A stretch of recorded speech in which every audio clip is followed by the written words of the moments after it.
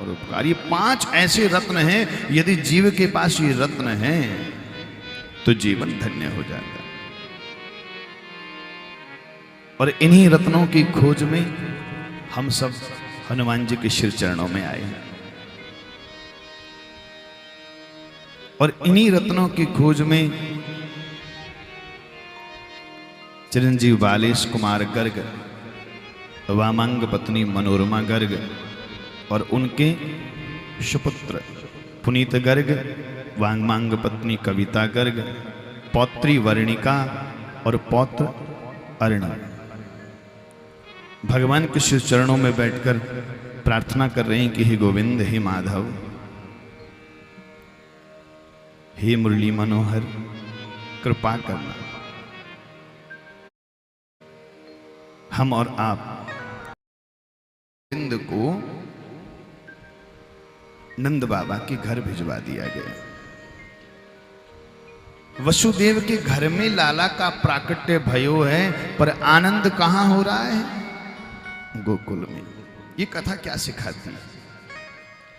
परमात्मा की कथा व्यवस्था कौन करता है ये मायने नहीं रखता।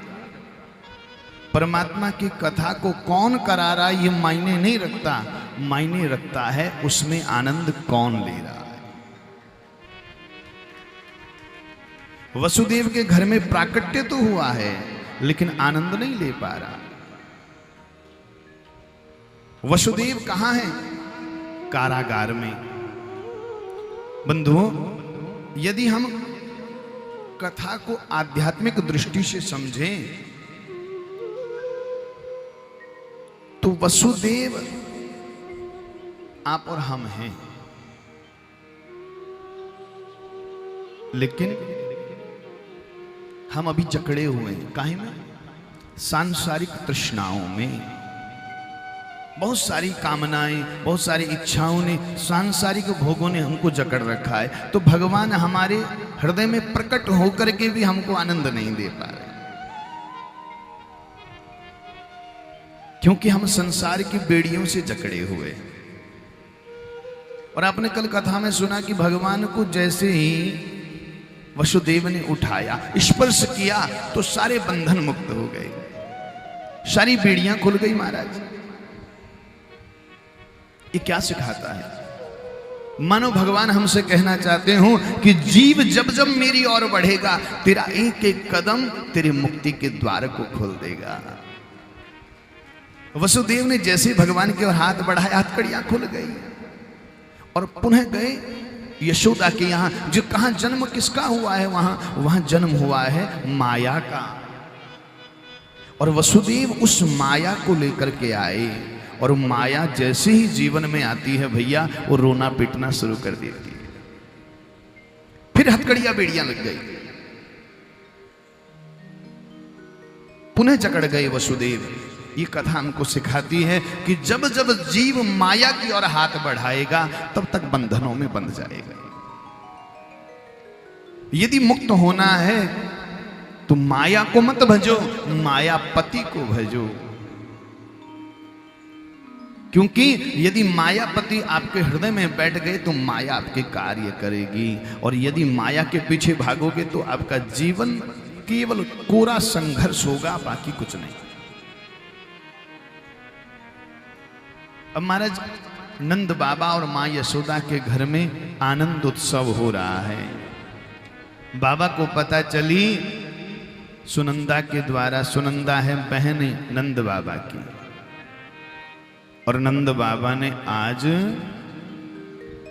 यमुना मैया में स्नान कियो, बढ़िया धोती पटका पहन के, बढ़िया पगड़ी पहन के।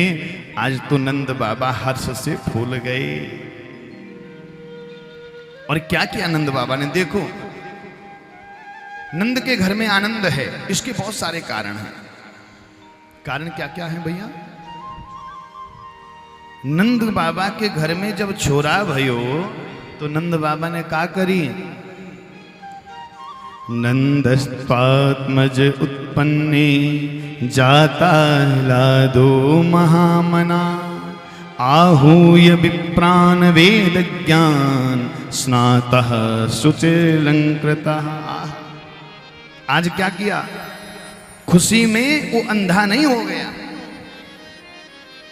खुशी में वो बौरा नहीं गई नंद बाबा। नंद बाबा ने क्या करा भैया, नंद बाबा ने ब्राह्मणों को बुलाया, स्नान किया, ब्राह्मणों को बुलाया, जाता हलादो महामना। आज महामना हो गए बाबा।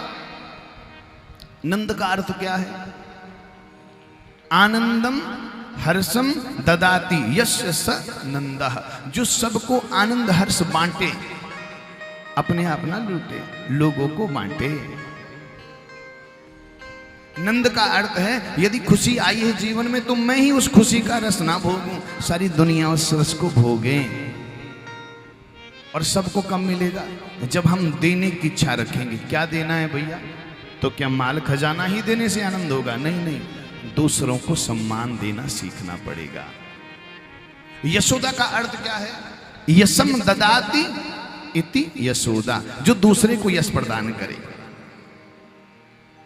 कहने का भाव क्या है कि जो व्यक्ति दूसरों को सुख देना चाहता है, दूसरों को आनंद बांटना चाहता है, जो माता दूसरे को सम्मान देना चाहती है, भगवान उसके घर में आते हैं। बोलिए भक्त वत्सल भगवान की जय। ब्राह्मणों को बुलाया, और ब्राह्मणों को बुलाकर क्या किया भैया, वाचित्वा स्वस्तयनम जात कर्मात्मजस्य वे कारयामास विधिवत पितृदेवार्चनम तथा। ब्राह्मण आए, स्वस्ति वाचन किया, और स्वस्ति वाचन करने के बाद पूजा अर्चना की, पितरों का तर्पण किया। अब आप कहेंगे महाराज घर में सूतक हो गए, पूजा कर रहे हैं, ये ऐसा कैसे हो रहा है? तो भैया शास्त्र कहते हैं जब तक नाल ना कट जाए तब तक सूतक लगता नहीं। भागवत जी इसका प्रमाण है, यावन न छिद्यते नालम तावन नापनोति सूतकम। जब तक नाल ना कट जाए तब तक सूतक नहीं लगता।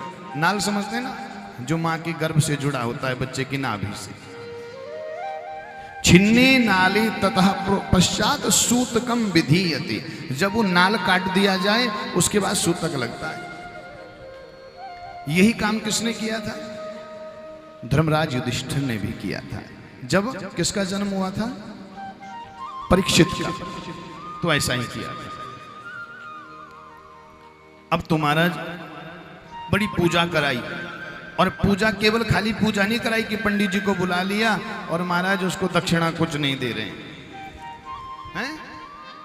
वो आजकल तो महाराज आपने देखा होगा, शादी ब्याह जब होती है तो महाराज 2 लाख का हॉल बुक है, और महाराज लाखों का जो है वो साउंड सिस्टम लगा है, और कई किस्म की ब्रांड है महाराज। आप समझ रहे होंगे मैं क्या कहना चाह रहा हूं। लाखों रुपए उसमें खर्च हो रहे हैं महाराज। और जब दूल्हा बारात लेकर जा रहा है तो महाराज गड्डियां उड़ाई जा रही हैं ऐसे ऐसे। और जब पंडित जी की दक्षिणा की बारी आती है तो कहते हैं पंडित जी बस थोड़े से रख लो, है नहीं महाराज, और चीज के लिए हैं, लेकिन जो तुम्हारे जीवन का शुभारंभ करा रहा है, ग्रस्त जीवन का, जिसके वेद मंत्रों से आपकी शुभता की कामना की जा रही है, उसको देने के लिए होते नहीं। यह नंद बाबा से सीखना चाहिए। क्या किया नंद बाबा ने? धेनुना नियुते प्रादाद विप्रेभ्य समलंकृते तिलाद्रेन सप्त रत्नोंघ 7 कौंभा बरावता। क्या किया? गाय दान की। कितनी? तो कहा 2 लाख गाय दान की। कितनी? 2 लाख। और आजकल गाय दान कराते हैं तो क्या करते हैं पंडित जी, ये 100 रुपए गोदान के। 100 रुपए में गाय आती है क्या? कबूतर का बच्चा नहीं आता 100 रुपए में, है? और कैसी गाय दान की? तो कहा जो गाय दूध देने वाली है और जिनके पीछे छोटा सा बछड़ा भी जा रहा है। और कैसे की उनको दान? ऐसे ही उठाया रस्सा दे दिया? नहीं नहीं, उनके पैरों को चांदी से मढ़ा गया, खुरों को, सींगों को सोने से मढ़ा गया और पीठ के ऊपर तांबे का पत्र लगाया गया, सुंदर रेशमी वस्त्र से उसको सजाया गया और ऐसे 2 लाख गायों का दान किया। और केवल इतना ही नहीं दिया, 7 तिल के पहाड़ बनाए। पहाड़ का मतलब समझते हो? ऐसे नहीं महाराज 100 ग्राम तिल पंडित जी मंगाते हैं तो उसमें से 50 ही ग्राम आते हैं, नहीं। पहाड़ का अर्थ है जिस ढेर के पीछे का आदमी दिखे ना। इतने बड़े बड़े 7 पहाड़ बनाए और उन पहाड़ों के ऊपर मोती माणिक के हीरे जवाहरात रख के वो ब्राह्मणों को दान दिया गया। इतना दान दिया कि ब्राह्मणों से उठाया नहीं गया, छोड़ दिया ब्राह्मणों ने। और केवल पंडितों को दान नहीं दिया, जितने भी लोग आ रहे थे, भगवान का आगमन हुआ है तो ऋषि महर्षि भी सब आ रहे हैं महाराज, रूप बदल बदल के। तो नंद बाबा ने अपने घर का 9 के 9 द्वार है नंद बाबा के घर में, 9 द्वार। कितने? नंद भवन में 9 द्वार है और ये 9 द्वार खोल दिए। किसी से चांदी दान कर रहे हैं, किसी से सोना। अब एक महाराज ग्वालन आई और वो इधर से चांदी की प्लेट ले गई तो दूसरे दरवाजे से एक दूसरी ग्वालन निकली, उसके हाथ में सोने की कढ़ाई है महाराज, सोने के बर्तन, सोने का कंठा। उसने कहा अरे तुम्हें ये सोने के पात्र कहां से मिली? तो कहा मैं फलां दरवाजे से लेके आई हूं, वहां से मैया यशोदा बंटवा रही है सबसे। उसने वो चांदी का छोड़ा, सोने का लेने चली गई। वो सोने का लेके आ रही है तो दूसरी तरफ से देखा महाराज बहुमूल्य माणिक के हीरे मोती बंट रहे हैं। अरे तुम कहां से लेके आई? मैं उस दरवाजे से लेके आ रही हूं। वो सोना भी छोड़ दिया और पहुंच गई कहां? उस द्वार पर। और अंत में देखा कि अंदर लाला सोए हैं, जीनी सी चदरिया ओढ़े। और जैसे ही लाला के तरफ नजर गई तो सोना चांदी हीरे जवाहरात सब छोड़ दिए। मुंह को कुछ ना चाहिए, मुंह को तो एक झलक ये लाला की देखनी है। नंद कछु इतनो